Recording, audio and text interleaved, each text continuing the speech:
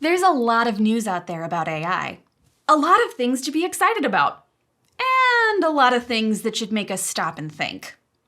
Honestly, it can sometimes feel like the news on AI is being written by secret evil twins.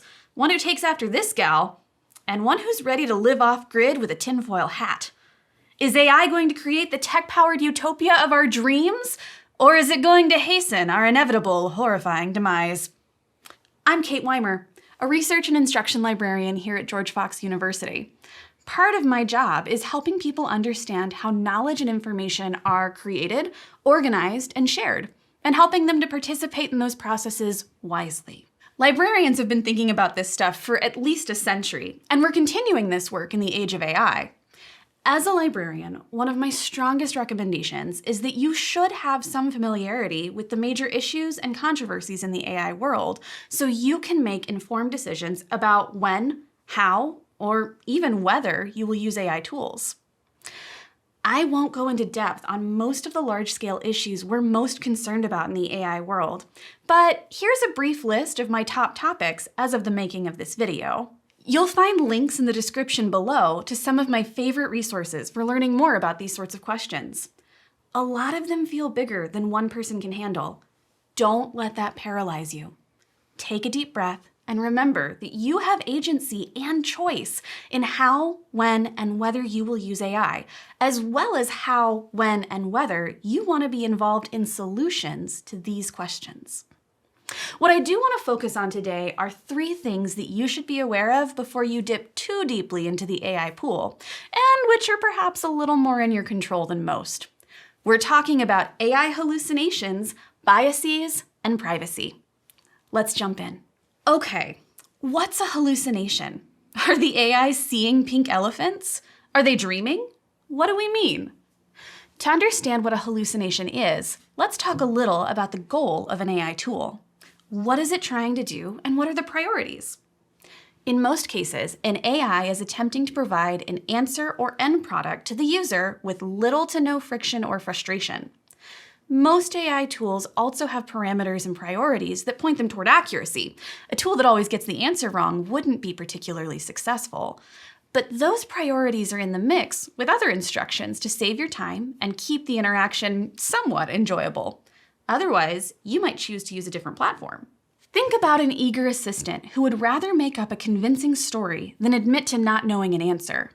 When we're working with humans, this behavior occurs in spite of a sense that it's wrong. The made-up answer is a problem. AI tools don't have that same sense of reality or morality. To the AI tool, a beautifully structured lie that satisfies the user's prompt is often indistinguishable from the actual truth. All that matters is that the pattern of language remains consistent and the flow of the conversation stays uninterrupted. AI tools don't write the way humans do. They aren't communicating a view of reality based on what they know, observe, or learn. They're really sophisticated prediction tools.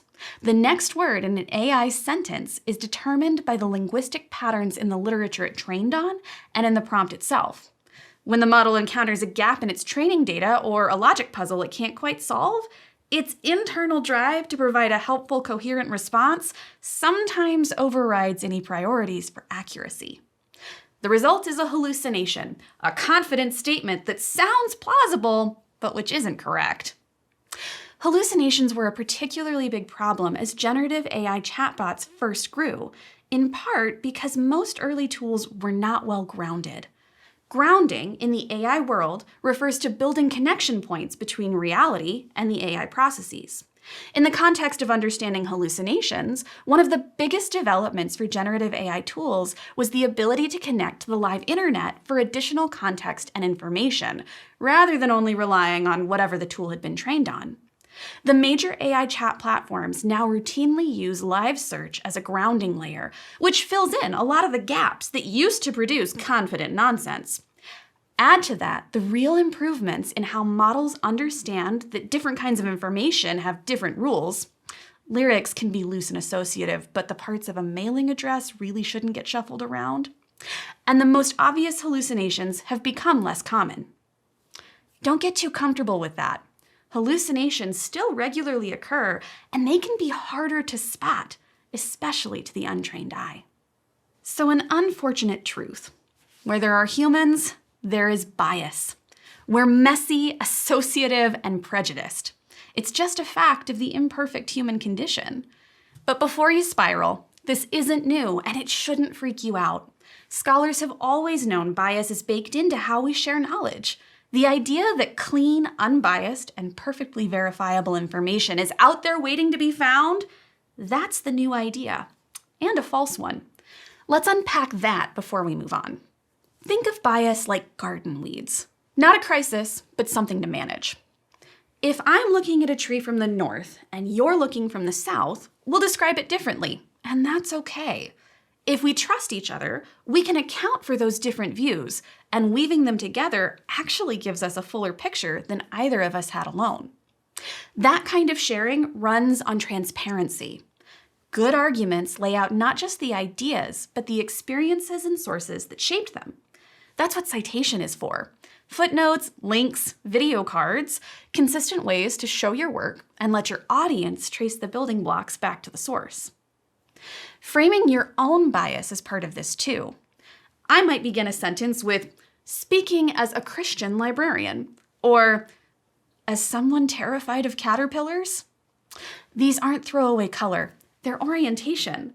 The equivalent of saying, "I'm looking at the tree from the southwest and I'm really into leaves." It tells your audience where you're standing. Humans have also historically dealt with bias by establishing trustworthy sources. Even my favorite trustworthy sources can make mistakes or be misguided.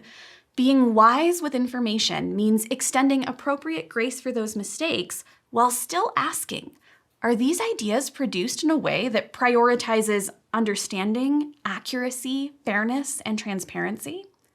Does your source or tool want to help you see the world as thoroughly as possible? Or is there another goal that sometimes takes priority? Bias requires careful attention when working with AI. It can be easy to forget that the tools are built by humans, trained on human writing and creation. Those sources are often separated from the output or harder to find. It's like one of those magnifying mirrors. It's not just reflecting our cracks and issues as we might normally see them, it's highlighting, featuring, and expanding on them. Remember, the trick with AI is its ability to predict patterns and perform tasks at volume and speed. If the baseline is set a little off from true, the offset in the output can be huge. It can help to understand 3 specific places where bias enters the AI system. The first we've sort of already covered. The training set, what the AI learned patterns from, is biased. There's not much an individual user can do about this day to day, but knowing which biases tend to surface in algorithms helps you stay sharp. The second place bias enters is in the coding of the AI tool itself. As with the training set, there's not a lot you can do to change encoded bias, but knowing the priorities and values of the coder can help to build strategies for framing the bias in AI responses.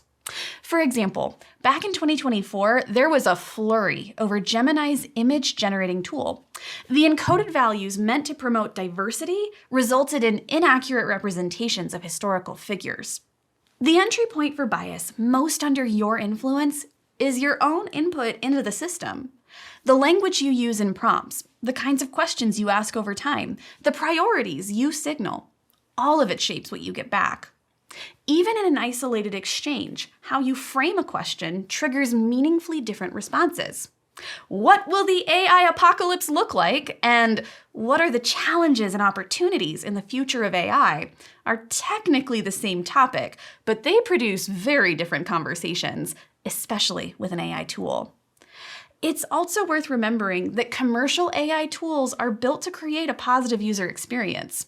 It's running improv rules. Yes, and not tough love friend energy. Keep that in mind when evaluating what it tells you. Since we're talking about information problems that have been exacerbated by AI tools, this seems like a good moment to share a librarian public service announcement about your information, the kind you create and the kind that describes you. AI tools feel like a magic mirror, but they're actually more like a giant public sponge. They respond to your input. But have you ever wondered where that input goes once you hit send? Think about the content you create. Your essays, your data, your unique ideas. This is your intellectual property. Think about what you do online. The sites you visit, the things you buy, what you watch, like, listen to. This is your digital footprint. Both are commercially valuable forms of information, and when you publish content to the internet and when you use AI tools, you might be giving away more than you think. Be aware of your rights as a content creator and the rights of the creators you benefit from. Before putting content in an AI tool, check your terms of service to see how your input is stored, who has access to it, and what it's allowed to be used for. Be curious, cautious, and informed. Protect your digital footprint and respect content creation. For more tips on navigating the AI frontier safely, visit your local library. We're here to help you stay grounded. So how do we deal with this? First, remember that AI is a tool. It is neither a god nor a genius, powerful though it may be. It's also not inevitable that you use AI in general or a particular AI in a given moment. One good rule of thumb is to be intentional about your AI use. For questions where accuracy matters, especially if you don't have the ability or expertise to verify an answer, you may want to stick with more traditional methods of inquiry, like finding an expert or using trusted static sources of information. Sometimes this just means shifting the way you work with the tool. Instead of asking an AI tool whether you might have a particular disease, consider asking it for recommended questions to ask your doctor at the next visit. Rather than asking it for peer-reviewed articles on a topic, ask it to identify top experts in the field, and then look for their work in Google Scholar or similar tools. Also remember that you can dialogue with the tool. Push back. Use phrases like, "Are you sure about that date?" or "Tell me why someone might disagree with this." Recontextualize. Ask it to explain the same concept, but for a different audience or in a slightly different scenario. Try, "Explain this like I'm 5, or "Your answer doesn't include X perspective. Can you address that?" You can also try a different tool, AI or not.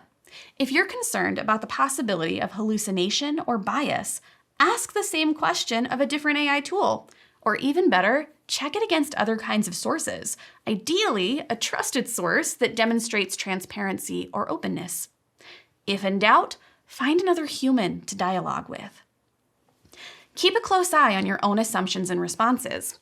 The goal isn't to be so critical that you can't function, but to keep in mind that you are operating in an environment with different goals, parameters, and rules than you may have used in the past. We're looking for a middle path, somewhere between these two. At the end of the day, look for the human. If the information AI is built on has a human origin, that means there are actual people and arguments behind its development.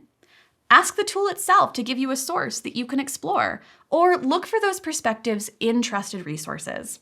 Small plug, libraries are great for this, and librarians would love to help you verify information and develop the information literacy skills that can make this process easier and more efficient. We're in the midst of a transformation in the ways that humans produce, store, communicate, and access information. Part of our responsibility as wise human creators and questioners is to be informed and aware of the changing environment. God grants us free will, discernment, curiosity, and the extraordinary gift of bearing His image. Consider, how will your choices, both in the questions you ask and how you seek their answers, advance your values and care for others as we are called to do?